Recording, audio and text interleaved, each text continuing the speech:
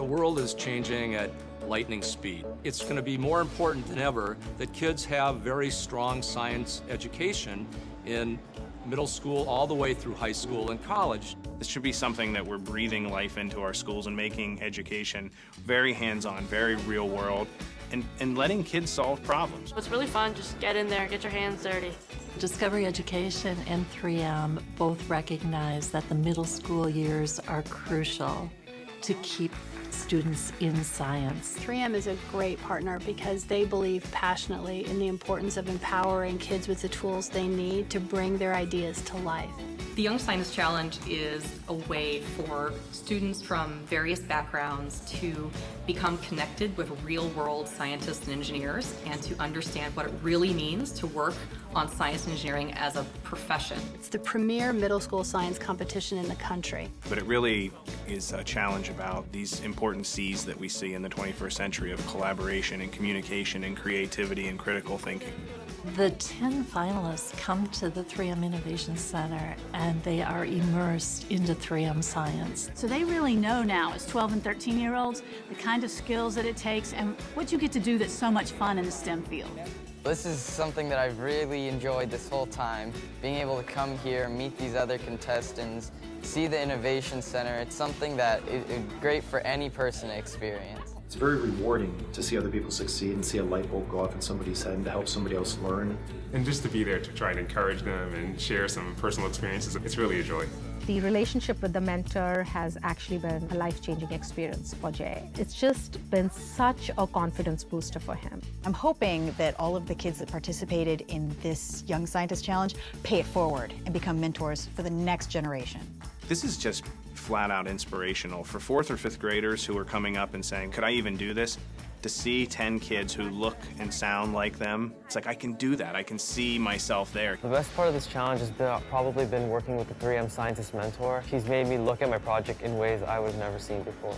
My mentor has been very, very helpful with guiding me through the process and making sure I ask critical questions. These kids are so brilliant and so amazing in terms of what they do that I've actually offered them, partially in jest, a job immediately after they walked off the stage. It's an opportunity of a lifetime.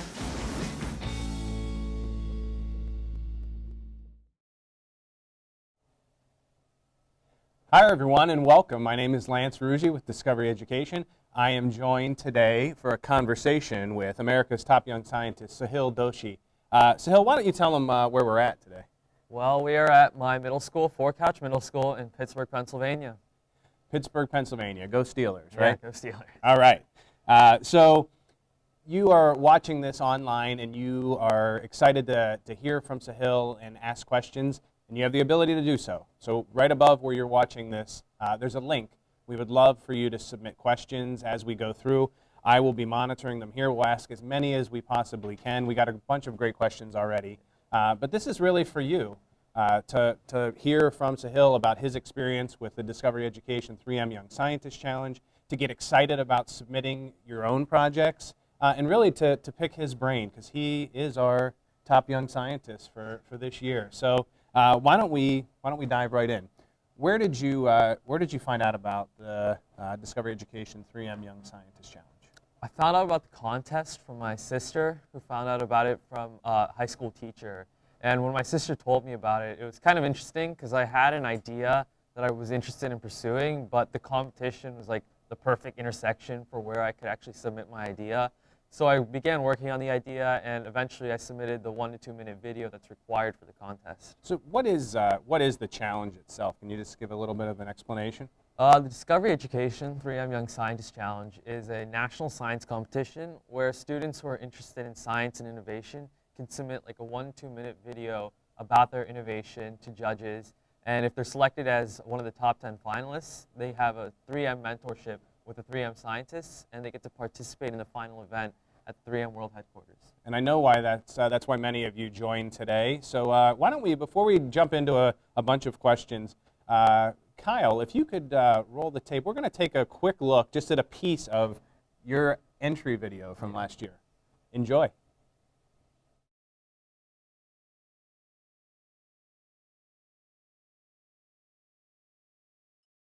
Imagine living a day without electricity to charge your iPod, or your phone.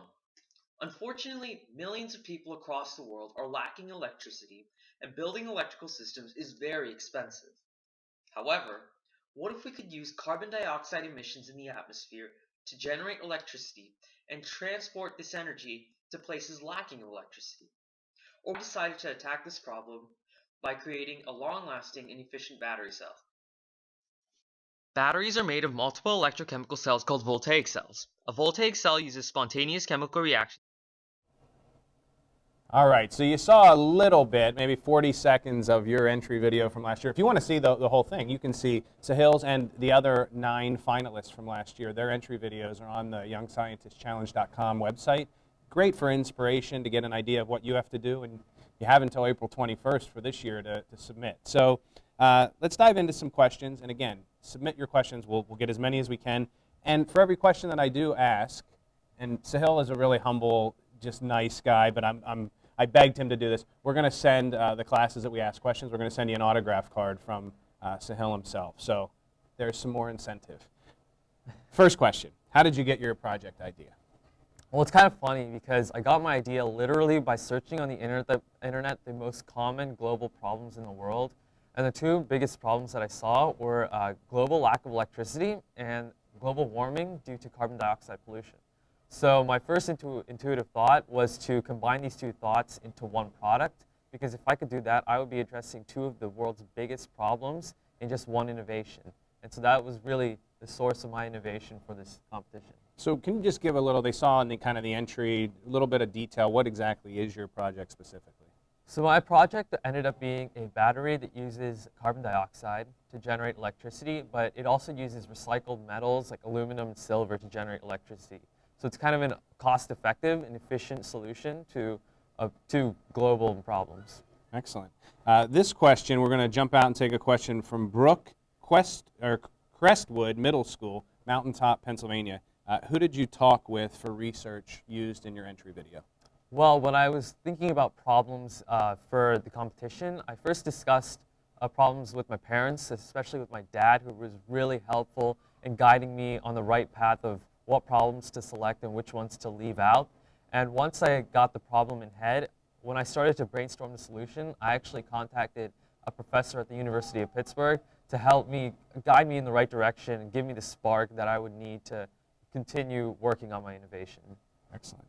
Another question from Haley, Garnet Valley Middle School, Glen Mills.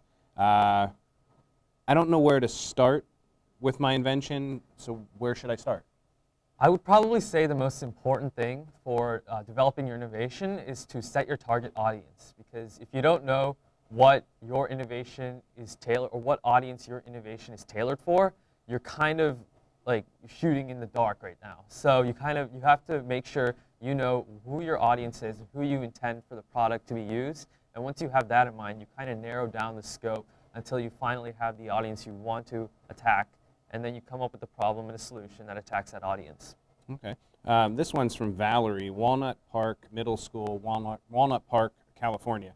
What problems did you encounter along the way? I would probably say one of the major setbacks for me was just the inefficiency of my battery.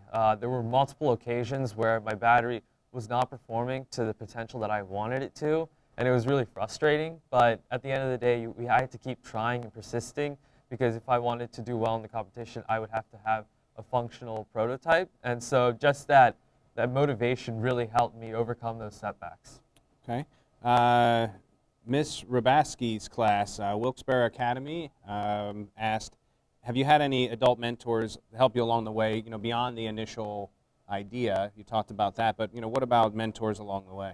So other than the professor at the University of Pittsburgh, I had Dr. James Jonesa, who's a 3M scientist, who helped me during the mentorship. And I would say that his help was absolutely instrumental in the development of my prototype, because I'm talking to a scientist who's working at 3M, which is one of the biggest companies in the world. And so his advice on how to improve my scientific skills and my technical knowledge was very, very instrumental in making my prototype not only functional, but look good. And that's one of the things I think that's so fascinating, and we were talking about it earlier, that like for you, I mean, you got to meet, you've met lifelong friends, but the mentorship, like that you got to connect. Can you just talk them through? So you submitted your video. Like, can you just talk them through that process? Because how did you work over the summer? Maybe just talk them through that timeline of what led you to the actual finals at 3M headquarters. So once I submitted the video in April, I was notified that I was a finalist in around late June. And in mid-July, I began the mentorship with my scientist. And the way we communicated was we basically just sent email messages about when we would phone call each other. And once we called each other, we would discuss the progress I had made each week. And we would highlight the progress using a Google Drive account that both of us shared. And so we did this for 3 months until October came around, when the final event at 3M World Headquarters came. And finally, I had to present my project with a 5-minute presentation and a 5-minute question-answer session. And then the grand prize winner was announced. Excellent. This is a good question. Just came in from Eldersburg, Maryland. So, Johanna, thank you for your question. Is this the first time that you had entered the contest? Yeah, this is my first time entering the contest since I learned about it this year. Excellent. Fantastic. So the contest is, the challenge, the experience is, it's an incredible experience for you guys, but it's also really, really important because the work that you guys are doing, that's the thing I get so much out of, is seeing the projects that you come up with are actually going to change the world and are changing the world. And as a result, you guys have become kind of famous. The America's Top Young Scientist and the finalist. Well, if you don't believe me, let's take a look. Over the past couple years, let's see some of the places our top young scientists, including Sahil, have ended up. And finally tonight, the 11-year-old inventor who stunned grown-ups with a blazing idea. I redesigned a sandbag, replacing the sand with pre-calculated amounts of superglue, polymer, and salt. 10 middle school students are finalists in this year's Discovery Education 3M Young Scientist Challenge. At stake, $25,000. Well, they are only in middle school, but their inventions are so good, some have already been patented. I designed retractable training wheels, which you can adjust while you're actually riding. So, you want to be a partner? Yes, I do. 2 of the finalists in the nation's most prestigious teen science competition, and they're here with their inventions that they hope will help change the world. My aim is to use the carbon dioxide from the atmosphere, where there's so much carbon dioxide pollution.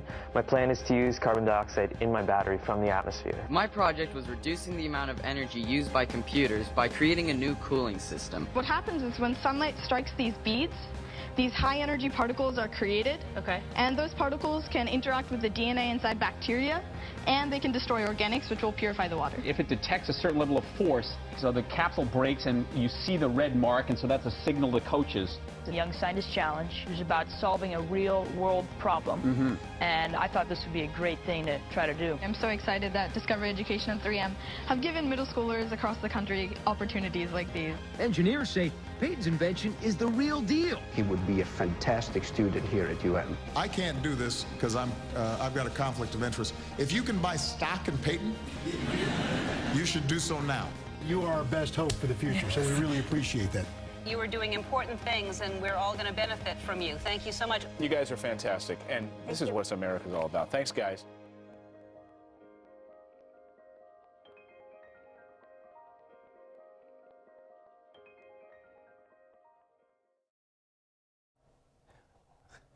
All right, so welcome back. We hope you enjoyed that. You can see Sahil and some of our other top young scientists, the places that they've been featured, and it's just really great work.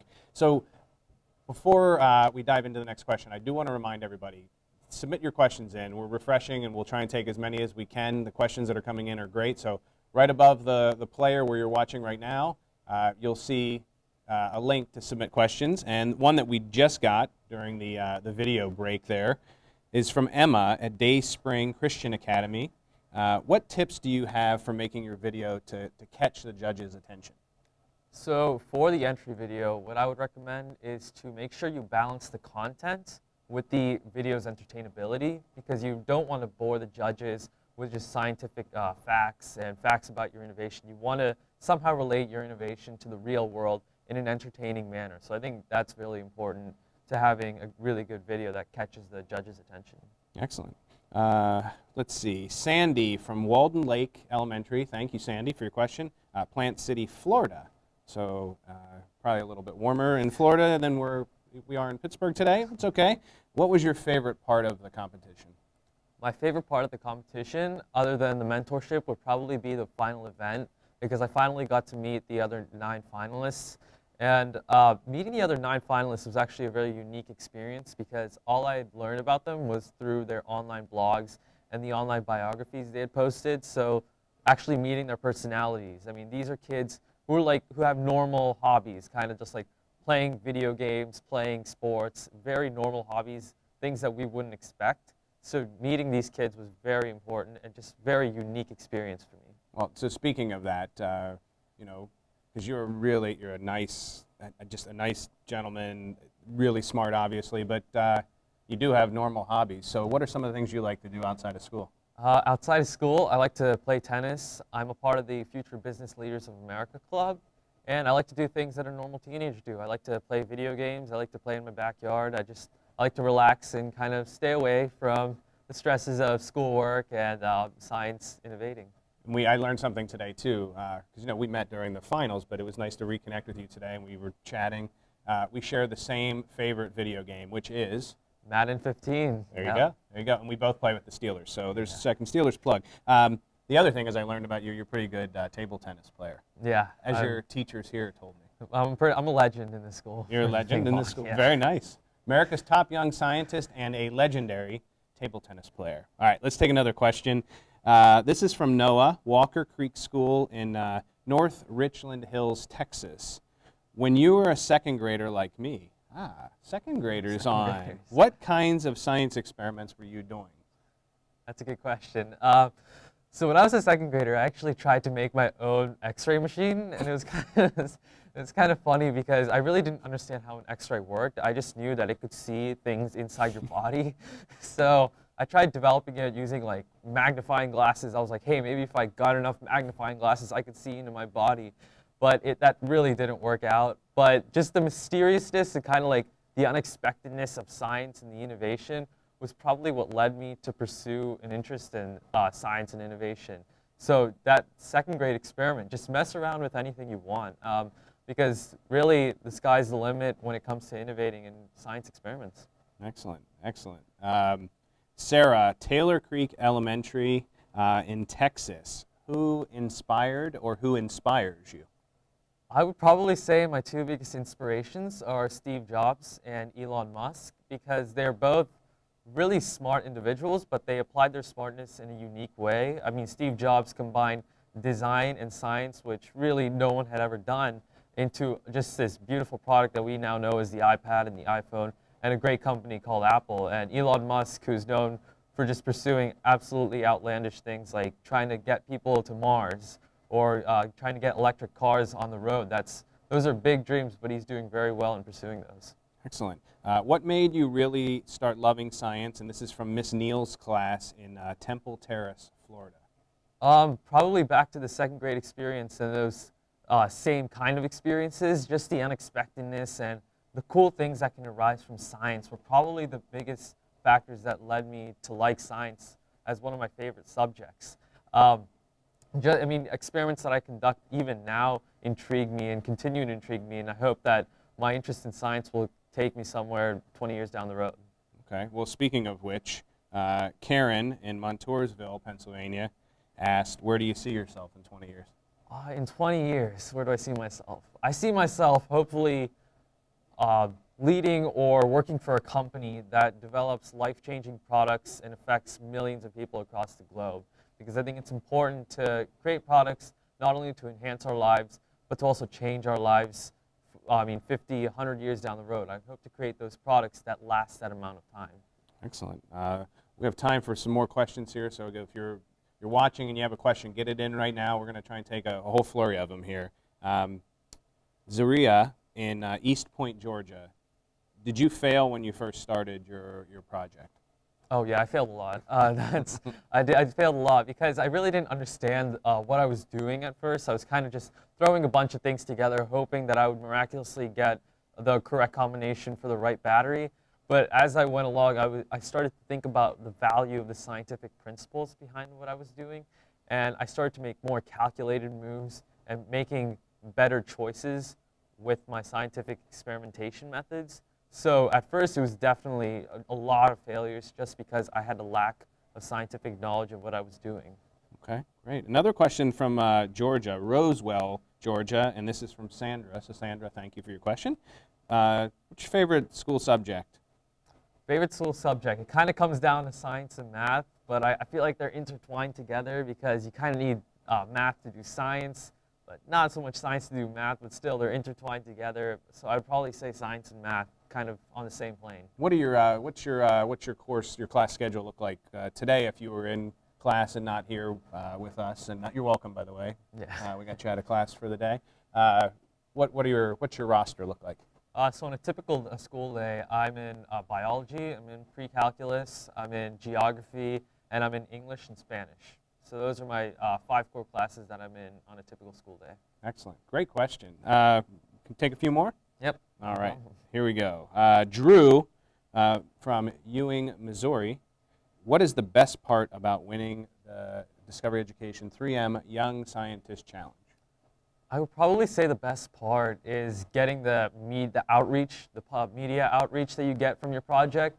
Not only do you get the $25,000, which is a great benefit, but you also are exposed to thousands of people as an audience worldwide, and millions even of people worldwide. You make it on national TV networks, you go make appearances in various cities. So it's just that outreach that you get to other parts of the world, which is so important, and I think one of the most valuable parts of winning the contest. And you've gotten to travel a bit. I mean, we came to your hometown today, but you were just in Florida, I believe, right? Yeah, I was in Miami presenting, or actually talking at the STEM Expo. Excellent, very cool. Let's take a few more questions here. This one I think is interesting because, as the students who are watching are thinking about submitting, and they might have an idea, but then maybe it kind of quickly changes. Yeah. Ashley from Hacker Middle School in Mountain View, Idaho, asked, did you ever think about changing your project to something else? That's a good question, because there were periods of time where the failure was so extreme that I did consider changing my project to something much simpler. But what really kept me going was the fact that I was addressing 2 massive problems, and that if I was successful, there was potential for a revolution in the energy industry across the world. So just the motivation behind the results of how it could impact people was what really kept me going. But yeah, I definitely considered changing projects to a much simpler and much easier project. All right, Michaela from Massachusetts said, so has this success influenced you to continue with the current project, and has it spawned any other ideas that you want to tackle? The win has really, it's really led me to pursue a variation of the project that I submitted, because I think the project that I submitted now is very capable of being successful in the marketplace, but I think that an idea that I also have, contrary to the current project, it could also have a much bigger impact and be much more successful. So the win has kind of put me in the right direction, I believe, into which project I should pursue. Fantastic. Let's see. What about, I mean, we talked about 20 years from now, but a question came in, Franklin, New Jersey, Mrs. Russell's class. Thank you for your question. Have you been thinking about colleges? I'm sure some professors have already asked you. I mean, you've probably already had job offers too, but what are you thinking about college-wise? Colleges-wise, kind of taking it one step at a time right now. I'm trying to think about what can I do right now, but hopefully like 2 or 3 years down the road, I'll be looking at colleges that I want to attend. But right now, I'm just taking it slowly and looking at my options right now. 2 years down the road, hopefully, we have good options. Okay, let's take one more question. And this question comes from Gulfport, Mississippi, and it's from Noah. So Noah, thank you for your question. How do you think your invention will or is going to change the world? I think my invention could change the world through its utilization of carbon dioxide and recycled materials. Because when you look at third world countries, they don't have a lot of income, they don't have a lot of money that they can spend on expensive energy generating devices. So what my invention allows those countries to do is to provide energy at a low cost rate, which is extremely important and extremely vital in the 21st century. Excellent, it's fantastic. So thank you for all these great questions, and thank you, Sahil, for your time. Before we sign out though, we want to just give you a refresher of how you can participate. So let's take a look at a quick video that gives you the details you need to potentially be America's next top young scientist.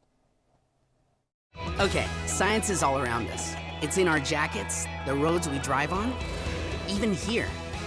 You've already had lots of ideas about how to do things better, faster, cooler. Now you can share them. Enter the Discovery Education 3M Young Scientist Challenge, and you could work one-on-one with the 3M scientists to turn your idea into a real invention. Enter today for your chance to win $25,000 and be named America's top young scientist. All right, well, we hope you enjoyed our conversation today with Sahil, America's top young scientist. We want to thank you, first of all, for taking the time. Yeah, no problem. We know you're going to have extra homework because you missed class today, but I think it was definitely worth it. You're inspiring. I mean, there are tens of thousands of students that are participating today. You guys had great questions. Thank you so much to Upper St. Clair School District for hosting us. And everybody watching, remember, you have until April 21st, so get your entries in. You could be sitting right here next year. Thank you. Goodbye. Bye-bye.